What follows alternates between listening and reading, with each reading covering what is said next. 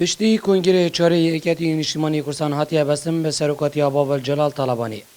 تخا گنجان دلخوشم به وی گرنگی ابو تخاوان هاتیه دانو دبیجن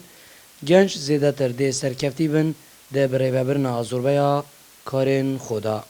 امید بینن پشتی کنگره و پشتی نیبونه یکتی نشتیمانی کردستان رولای گنجاب شیوه که هر برچاوی زیده به نفرزت یکتی نشتیمانی کردستان ناف ارگانیت حزبی دا ناف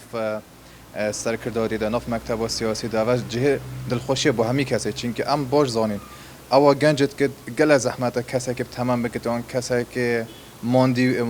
ماندی بونا دیتی هر وقت دیار پشتی کنگره چاره یکتی نشتیمانی کردستان هاتی بستنم مدید کو چندین سرکرده گنجا هاتنه دست نشان کردن و هاتنه حل وجارتنه کنگره ایدا مدید چند جهت هستیار وان گنجا هاتنه بخشین چاوا گنجا شیار و لخواب ببینت ناف و حزبه دا تایبت لسر او وقتی هم بجین کو کاک پاول طلبانی هاتی بیش پشمرگی دیرین و رزگرتن و پاراستنا ماف و شایسته و رومتا تی کوشینا خو دنو کدا دناوا ایکتی نشتیمانی کردستان دا به گرنگ دبینن. اما پشمرگی دیرین راستی ام همی چاوره هنده بین کنگره بید دینادنه خیرام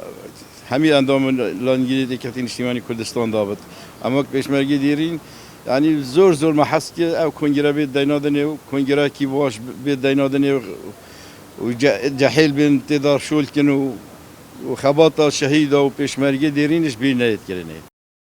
دگل بستنا کنگره و نیبونا ایکتی نشتیمانی کردستان به سروکاتیا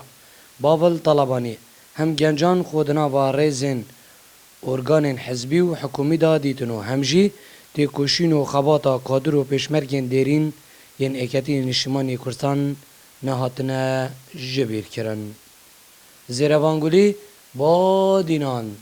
زاخو